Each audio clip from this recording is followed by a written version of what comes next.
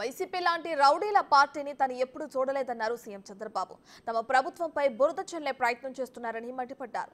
అలాగే వరదల్లో పాడైన వాహనాలను ఇన్సూరెన్స్ క్లెయిమ్ చేస్తామని చెప్పారు. త్వరలోనే బ్యాంకర్స్తో ఇన్సూరెన్స్ కంపెనీలతో మాట్లాడతామన్నారు సీఎం చంద్రబాబు. సమస్య పరిష్కారం అవుతుందని కాదు, ఆ సైడు ఈ సైడు దాని మీద ఆ బ్రీచ్ ఉంది. ముందు ఆ బ్రీచ్ క్లోజ్ కావాలి. అది వైఎస్ఆర్ కాంగ్రెస్ పార్టీలో ఆ బ్రీచ్ పడింది. ఇప్పుడు కూడా బుకాయిస్తున్నారు. బుకాయింపులొద్దు. నేను వచ్చి 80 రోజులైంది. 80 రోజుల్లో మా వాళ్ళు దాన్ని డయాగ్నోస్ చేయలేకపోయారు. రెండోది, అన్ఎక్స్పెక్టెడ్గా హెవీ రెయిన్స్ వచ్చాయి. మీ మానవ ఫెయిల్యూర్. రెండో పక్కన ఇది ఇప్పుడు మాట్లాడుతున్నారు ఏదో మా మీద నెడుతుందని. ఎవరి మీద నెట్టక్కర్లా. మీరు చేసినటువంటి నిర్వాహకం ఈరోజు రాష్ట్రాన్ని వెంటాడుతూ ఉంది. ప్రజలకు అన్ని ఇబ్బందులు వచ్చాయి. ఇది ఒకటే కాదు, అడుగడుగున అడ్మినిస్ట్రేషన్ మొత్తం ఫెయిల్ అయింది. ఒక మాట చెప్పాలంటే ఒక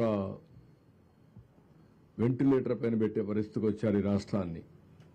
అందుకని ఒక పక్క ఆర్థిక ఇబ్బందులు, ఒక పక్క అడ్మినిస్ట్రేషన్ డిఫంక్ట్ కావడం, డిపార్ట్మెంట్స్ అన్ని పనిచేయకుండా పోవడం, ఇంకొక పక్క తప్పుడు పనులు చేయడం, ఇంకొక పక్కన మీరు చూస్తే ఎక్కడికక్కడ బురదల్లే కార్యక్రమం చేయడం, ఇలాంటివన్నీ చేసే పరిస్థితికి వస్తున్నారు. ఇవన్నీ ఎక్కడ క్షమించే పరిస్థితి ఉండదు. ప్రజల్లో కూడా చైతన్యం తీసుకొస్తాం. ఒకటే గుర్తుపెట్టుకోండి, రాజకీయ పార్టీకి ఉండవలసిన లక్షణాలు ఒక్క లక్షణం కూడా ఈ పార్టీకి లేదు. నేను చాలా పార్టీలు చూశాను 45 సంవత్సరాల్లో. ఏ పార్టీ ఇలాంటి పార్టీ ఉండదు. ఒక రౌడీలను పెట్టుకొని, గూండాలను పెట్టుకొని రాజకీయ పార్టీ నడపాలి, నేరాలు ఘోరాలు చేయాలంటే కుదరదు. ఆ విషయం గుర్తుపెట్టుకోండి. నేను నిన్న ఈరోజు ఎప్పుడు చూస్తున్నాను, ఇంకా బుకాయిస్తున్నారు. బుకాయింపులు మానండి, వాస్తవాలకు రండి. మరి ఎండల్లో కూడా నీళ్లన్నీ వచ్చి స్కూటర్లు కానీ, మోటార్ బైకులు కానీ, లేకపోతే కార్లు కానీ ఇవన్నీ ఉంటే దెబ్బతింటే అవన్నీ క్లీన్ చేసే బాధ్యత కూడా ఫైర్ సర్వీస్కి అప్పచెప్తున్నాం. ఎక్కడికక్కడ అవి కూడా క్లీన్ చేసి మళ్ళీ రిపేర్ కావాలంటే పంపించే విధంగా. ఇంకో పక్కన రేపో ఎల్లుండో బ్యాంకర్స్తో, ఇన్సూరెన్స్ కంపెనీస్తో కూడా ఒక మీటింగ్ పెట్టుకుంటాం. ఏవైతే మోటార్ వెహికల్స్ ఉన్నాయో, లేకుంటే ఈ ఆటోలు కానీ కార్లు కానీ ఉన్నాయో వాళ్ళకందరికీ ఇన్సూరెన్స్ ఇప్పించాల్సిన అవసరం ఉంది. ఆ ఇన్సూరెన్స్ ఇప్పించడానికి ఏమేం చేయాలో చేసి ఒక 15 days లోపల అవసరమైతే సర్టిఫికెట్స్ అన్ని కూడా ఇప్పించి ఏ విధంగా క్లెయిమ్స్ అన్ని సెటిల్ చేయాలో చేస్తాం. అదే మరి కొన్ని వ్యాపారాలు పోయినాయి. కొన్ని ఈ యొక్క వాళ్ళు చేసే చిన్న చిన్న షాపులు ఇవన్నీ కూడా పూర్తిగా పోయే పరిస్థితి వచ్చాయి. ఇంట్లో కూడా నీళ్లు వచ్చే పరిస్థితి వచ్చింది.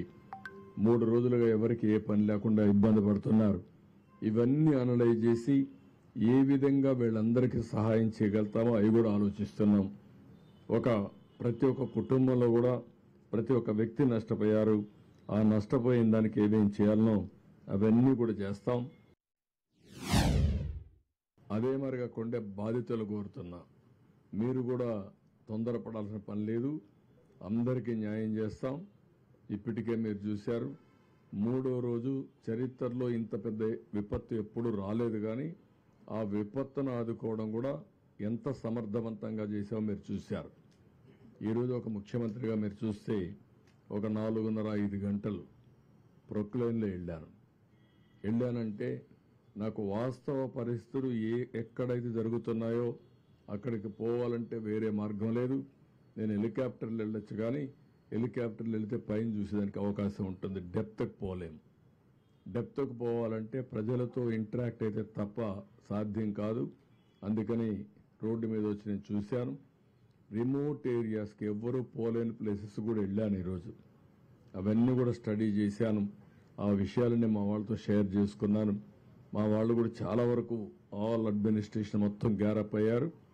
రేపు ఎల్లుండో మీకు చాలా వరకు నార్మల్సీ తేవడానికి సర్వ విధాల ప్రయత్నం చేస్తున్నాం, తీసుకొస్తాం.